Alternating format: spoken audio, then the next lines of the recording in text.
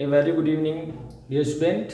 चलिए आज बात करते हैं नाइट्रिक अम्ल के निर्माण की प्रयोगशाला विधि। नाइट्रिक अम्ल एक काफ़ी इम्पोर्टेंट एसिड होता है, ऑक्सीकारक का काम भी करता है। नाइट्रेशन में यानी नाइट्रिक अम्ल में भी इसका प्रयोग किया जाता है और यूपी बोर्ड में ये 5 नंबर में इसकी प्रयोगशाला विधि या फिर औद्योगिक विधियाँ भी हैं इसकी दो, एक बर्कलैंड और आइड की विधि है और एक है आपकी ओस्टवाल्ड विधि। तो उसकी बात कर लेते हैं।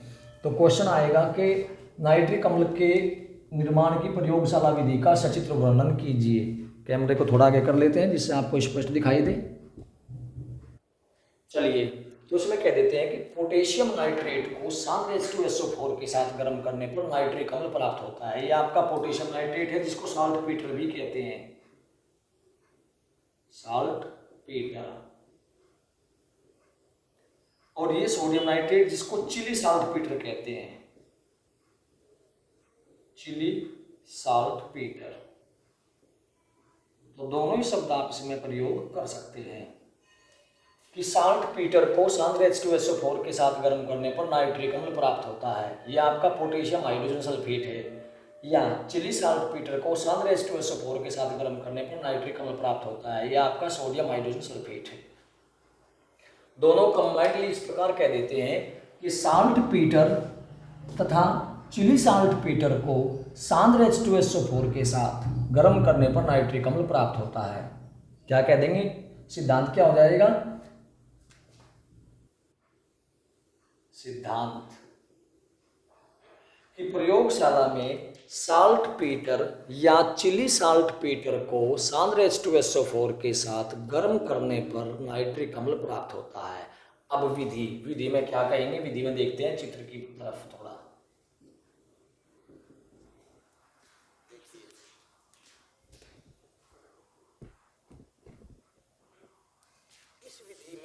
रिटार्ट, देखिए रिटार्ट वो होता है जिसमें अपने आप ही यानी ऑलरेडी उसकी आकृति ऐसी होती है कि उसमें ऑलरेडी निकास नली का काम अपने आप ही हो जाता है। तो इस विधि में एक रिटार्ट में पोटेशियम नाइट्रेट व सांद्र H2SO4 को लगभग बराबर मात्रा में लेकर इसका दूसरा सिरा ठंडे जल से भरी द्रोणिका में रखे ग्राही से जोड़ दिया जाता है। ये आपका ग्राही हो गया। तो इस विधि में एक रिटार्ट में पोटेशियम नाइट्रेट या सोडियम नाइट्रेट तथा सांद्र H2SO4 को बराबर मात्रा में लेकर इसका दूसरा सिरा ठंडे जल से भरी द्रोणिका में रखे ग्राही से जोड़ दिया जाता है। अब रिटोर्ट को तारों की जाली पर रखकर बर्नर की सहायता से पहले धीरे धीरे तथा फिर तेज गर्म करते हैं। ऐसा करने पर नाइट्रिक अम्ल की वाष्पें प्राप्त होती हैं जो ग्राही में जाकर ठंडी होकर द्रव के रूप में एकत्र हो जाती हैं। यहाँ से जब गर्म करेंगे तो नाइट्रिक अम्ल की वाष्पें प्राप्त होंगी और जो रिटार्ट से होती हुई ग्राही में जाएंगे। ग्राही के ऊपर ठंडे जल की वर्षा होती रहती है। ये भी आप लिख सकते हैं अपने आप। अगर मान लिया बड़ा क्वेश्चन करना है तो आप ये ऐसा कर सकते हैं कि प्रयोगशाला में पोटेशियम नाइट्रेट व सांद्र H2SO4 को एक साथ गर्म करने पर नाइट्रिक अम्ल प्राप्त होता है। विधि, इस विधि में एक रिटार्ट में पोटेशियम नाइट्रेट या सोडियम नाइट्रेट तथा सांद्र H2SO4 को बराबर मात्रा में लेकर इसका दूसरा सिरा ग्राही से जोड़ देते हैं। ग्राही पर ठंडे जल की वर्षा होती रहती है। अब रिटार्ट को तारों की जाली पर रखकर बर्नर की सहायता से धीरे धीरे फिर तेज गर्म करते हैं। ऐसा करने पर नाइट्रिक अम्ल की वाष्प प्राप्त होती है जो ग्राही में जाकर ठंडी होकर द्रव के रूप में एकत्र हो जाती हैं। ये हुआ आपका पूरा डिस्क्रिप्शन इसका। अब बात कर लेते हैं इसके शोधन की।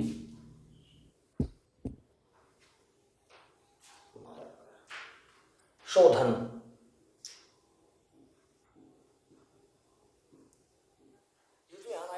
प्राप्त हुआ है ग्राही में। इस प्रकार प्राप्त नाइट्रिक अम्ल अशुद्ध होता है जिसमें नाइट्रोजन के ऑक्साइडों की अशुद्धियां होती हैं, जैसे NO है, NO2 है, N2O5, इस प्रकार N2O3।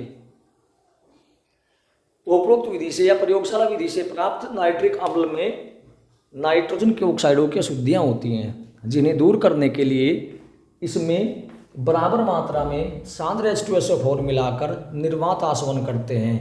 आश्रित द्रव का बीच वाला भाग ही शुद्ध नाइट्रिक अम्ल होता है। अब शुरुआत से और पूरा का पूरा एक बार दोहराएंगे सभी बच्चे।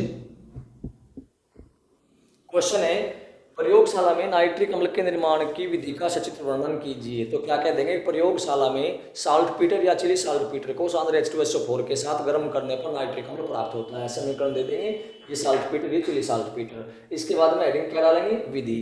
इस विधि में एक रिटार्ट में साल्टपीटर या चिली साल्टपीटर तथा सांद्र H2SO4 को लगभग बराबर मात्रा में लेकर इसका दूसरा सिरा ग्राही से जोड़ देते हैं, जिसके ऊपर ठंडे जल की वर्षा होती रहती है। अब रिटार्ट को तारों की जाली पर रखकर बर्नर की सहायता से पहले धीरे धीरे फिर तेज गर्म करते हैं। ऐसा करने पर नाइट्रिक अम्ल की वाष्प प्राप्त होती है, जो कि संयंत्र ग्राही में जाकर ठंडी होकर द्रव के रूप में एकत्र हो जाती है। अब बात करते हैं शोधन। इस विधि या प्रयोगशाला विधि से प्राप्त नाइट्रिक अम्ल अशुद्ध होता है, जिसमें प्राय नाइट्रोजन के ऑक्साइडों की अशुद्धियां होती हैं। ये आपको लिखने जरूरी नहीं है, आप केवल ये लिख देंगे कि नाइट्रोजन के ऑक्साइडों की अशुद्धियां होती हैं, जिन्हें दूर करने के लिए इसमें बराबर मात्रा में सांद्र H2SO4 मिलाकर निर्वात आसवन करते हैं। आश्रित द्रव का बीच वाला भाग ही शुद्ध नाइट्रिक अम्ल होता है। तो ये थी आपकी नाइट्रिक अम्ल की प्रयोगशाला विधि। रिटार्ट में क्या लेंगे, साल्टपीटर या फिर चिली साल्टपीटर, और साथ में लेंगे सांद्र H2SO4। दूसरा सिरा जोड़ देंगे ग्राही से, ग्राही के ऊपर वर्षा होती रहेगी जल की, ठंडे जल की। तारों की जाली पर रखेंगे, बर्नर की सहायता से गर्म करेंगे, नाइट्रिक अम्ल की वाष्प प्राप्त होंगी, ग्राही में जाएंगी, ठंडी हो करके या द्रवित हो जाएंगी। और शोधन में प्राप्त नाइट्रिक अम्ल अशुद्ध होता है, जिसमें अशुद्धियां होती हैं नाइट्रोजन के ऑक्साइडों की। दूर करने के लिए इस नाइट्रिक अम्ल में सांद्र H2SO4 लगभग बराबर मात्रा में मिला करके आसवन करेंगे। निर्वात आसवन करने पर आश्रित द्रव का बीच वाला भाग ही शुद्ध नाइट्रिक अम्ल होगा। आशा करता हूँ कि वीडियो आपको पसंद आया होगा और क्वेश्चन याद भी हो गया होगा। अगर याद हो गया हो तो प्लीज़ वीडियो को लाइक करें और चैनल को सब्सक्राइब करें। धन्यवाद। जय हिंद, जय भारत।